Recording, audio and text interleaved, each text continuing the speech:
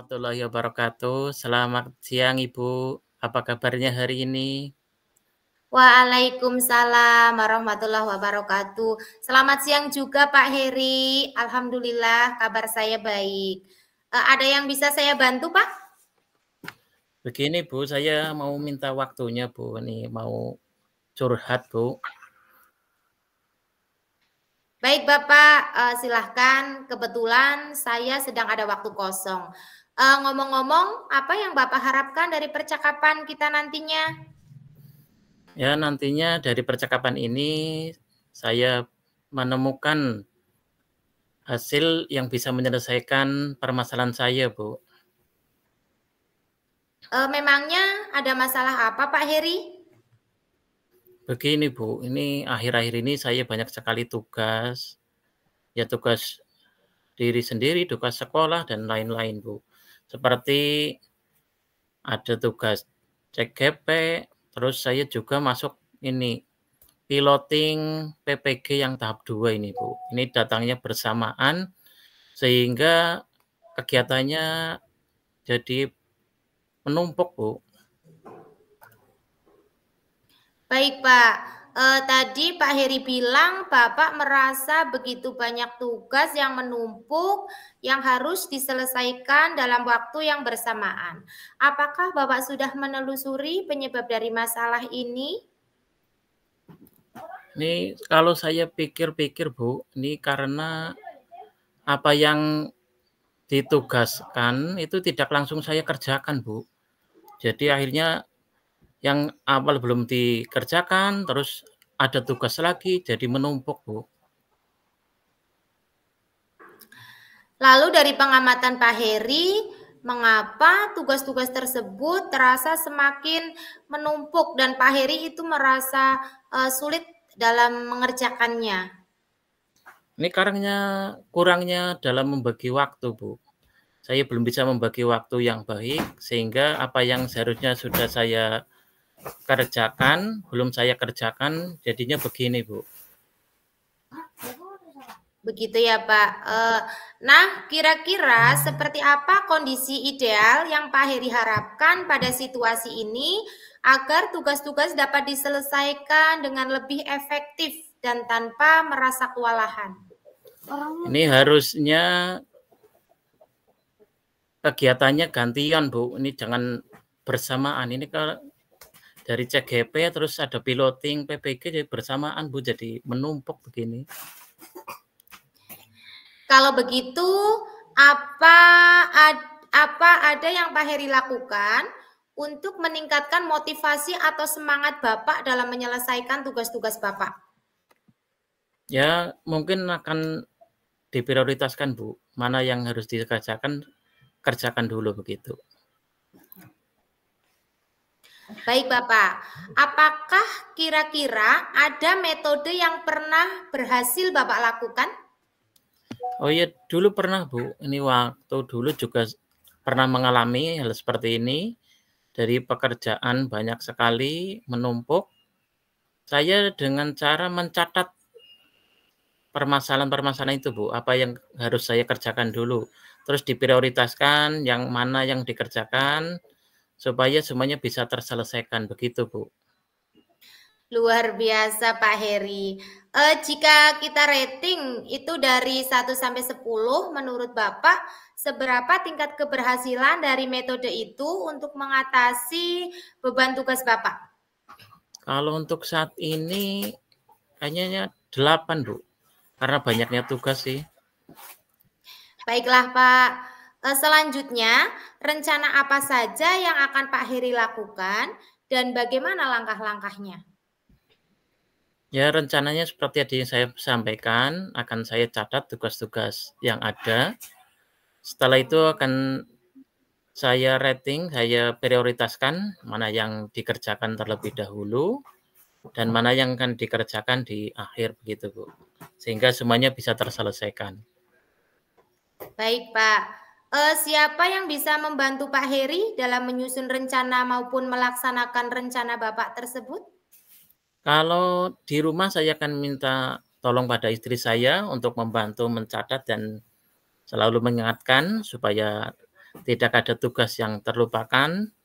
Kalau di sekolah saya akan minta rekan-rekan sejawat untuk membantu mengingatkan saya supaya semua tugas bisa terselesaikan. Baik Bapak, kira-kira berapa lama Pak Heri waktu yang dibutuhkan untuk melakukannya? Karena ini banyaknya tugas, paling enggak ya sampai akhir bulan ini, Bu. Baik, nah kapan Bapak bisa mulai melaksanakan rencana ini? Kayaknya mulai hari ini akan saya laksanakan apa yang tadi saya rencanakan supaya tugas-tugas tersebut segera terselesaikan. Kemudian nih Pak Heri, komitmen seperti apa yang Bapak lakukan agar rencana ini berjalan dengan baik? Ya, seperti apa yang tadi saya rencanakan, akan saya catat dan kedepannya juga akan selalu saya catat dan kalau ada tugas akan segera saya kerjakan supaya pekerjaannya tidak menumpuk seperti saat ini, Bu. Baik Pak, adakah dukungan dari pihak lain yang Bapak butuhkan selain dari istri tadi? Kayaknya saya akan minta dukungan dari kepala sekolah supaya jangan dulu menambah tugas lagi supaya tugas yang ada ini bisa terselesaikan terlebih dahulu, Bu. Baiklah Pak Heri, semoga rencana Bapak berjalan dengan lancar ya Pak. Nah, bagaimana perasaan Pak Heri setelah kita berbincang tadi?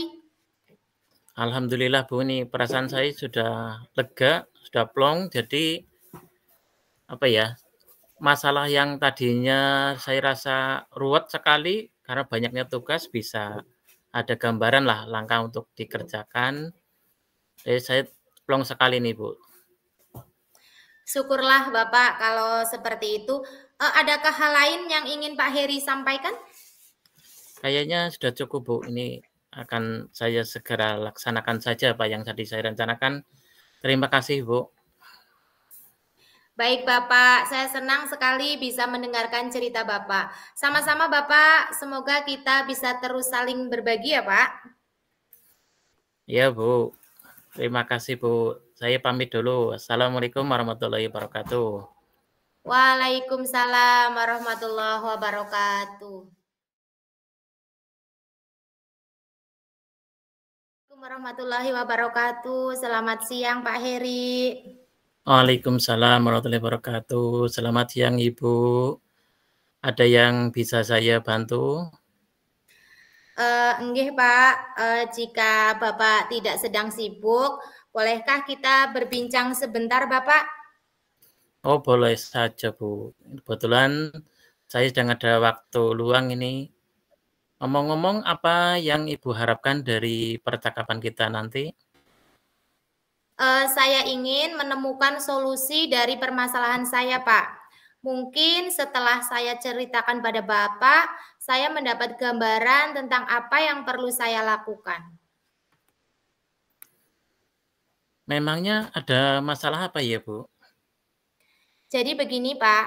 Ada salah satu siswa di kelas saya yang jika pelajaran dia itu kurang fokus dan tidak bersemangat. Bahkan tugas-tugas yang saya berikan pun tidak pernah dikerjakan. Itu yang membuat saya merasa sedikit pusing menghadapinya, Pak. Oh baik. Tadi Ibu bilang ada salah satu siswa yang kurang semangat belajar. Bahkan tugas pun jarang dikerjakan. Apakah Ibu sudah menelusuri penyebab dari masalah ini? Sudah, Pak. Saya sudah memanggil dan berbincang, ngobrol secara langsung dengan anak tersebut. Dan saya menanyakan kepada anak tersebut penyebabnya mengapa dia tidak bersemangat saat pelajaran saya. Lalu dari pengamatan Bu Susi, mengapa murid tersebut tidak begitu suka dengan pelajaran di kelas Ibu? Iya, Pak. Jadi setelah saya amati dan menanyakan langsung pada anaknya, ternyata anak tersebut tidak suka dengan pelajaran bahasa Indonesia, Pak. Karena anak tersebut belum lancar dalam menulis dan membaca.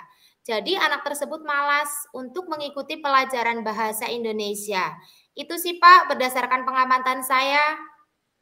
Nah, kira-kira seperti apa kondisi ideal yang Ibu harapkan pada murid Ibu? Saya tentu mengharapkan murid tersebut bisa mengikuti pelajaran saya dengan senang dan semangat seperti murid-murid yang lainnya, Pak. Kalau begitu, apa ada yang Bu Susi lakukan untuk meningkatkan motivasi belajar murid itu? Iya, Pak. Jadi, setelah saya melakukan refleksi dan pengamatan, ternyata saya kurang menerapkan metode pembelajaran yang baik, yang menyenangkan, Pak. Sehingga anak tidak semangat untuk mengikuti pembelajaran yang saya terapkan. Jadi, Pak, hal yang akan saya lakukan yaitu menerapkan pembelajaran yang sesuai dengan kebutuhan anak, pembelajaran yang menyenangkan, yaitu dengan memperbanyak ice breaking dan juga memilih media pembelajaran yang menarik agar siswa lebih berminat dan semangat untuk belajar bersama saya di kelas, Pak. Baik, Bu. Apakah kira-kira ada metode yang pernah berhasil Bu Susi lakukan? Oh, ada Pak, ada. Jadi saya pernah menggunakan metode yaitu membuat ice breaking dengan pesan berantai. Jadi waktu itu siswa melakukannya secara berkelompok, Pak. Dan siswa tersebut menyampaikan pesan yang dibaca secara berantai. Jadi secara otomatis siswa tetap membaca teks yang disajikan, tetapi dilakukan dengan teknik game sesuai pembelajaran. Nah, tentu teks yang saya hadirkan juga bukan teks yang panjang, hanya terdiri dari 2 kata saja. Dan hasilnya Pak, alhamdulillah seluruh siswa terlibat aktif, senang, dan pembelajaran berjalan sesuai dengan yang diharapkan. Luar biasa, Bu Susi. Jika kita rating itu dari 1 sampai 10, menurut Ibu seberapa tingkat keberhasilan dari model itu untuk menarik minat belajar murid? Kalau saya berikan rating atau penilaian itu 8, Pak. Baiklah. Selanjutnya rencana apa saja yang akan Bu Susi lakukan dan bagaimana langkah-langkahnya? Yang akan saya lakukan itu, saya akan segera menerapkan metode pembelajaran yang bervariasi, yang menyenangkan, dan juga yang berpihak pada murid dengan diselingi dengan kegiatan ice breaking yang menarik seperti yang pesan berantai yang saya sampaikan tadi, Pak. Serta saya juga akan terus mengupdate segala informasi terkait dengan cara mengajar yang menyenangkan, yang melibatkan siswa secara aktif, itu saya bisa melihat contohnya di YouTube supaya tujuan pembelajaran baik dari segi murid maupun dari segi saya sebagai pengajar itu dapat tercapai, Pak. Baik, Bu. Siapa yang bisa membantu Bu Susi dalam menyusun rencana maupun melaksanakan rencana tersebut? Iya Pak, yang membantu saya dalam menyusun rencana ini tentunya Bapak Kepala Sekolah, rekan sejawat, dan tidak lupa saya juga akan mengkomunikasikannya dengan orang tua ataupun wali murid, Pak. Kira-kira berapa lama Bu Susi waktu yang dibutuhkan untuk melakukannya? Sepertinya tidak membutuhkan waktu lama, Pak, ya. Hal ini akan saya terapkan secepat mungkin, hanya saja mungkin pencapaiannya, Pak. Pencapaiannya yang membutuhkan waktu lama. Karena segala sesuatu itu perlu proses ya, Pak, dan tidak instan. Iya, iya.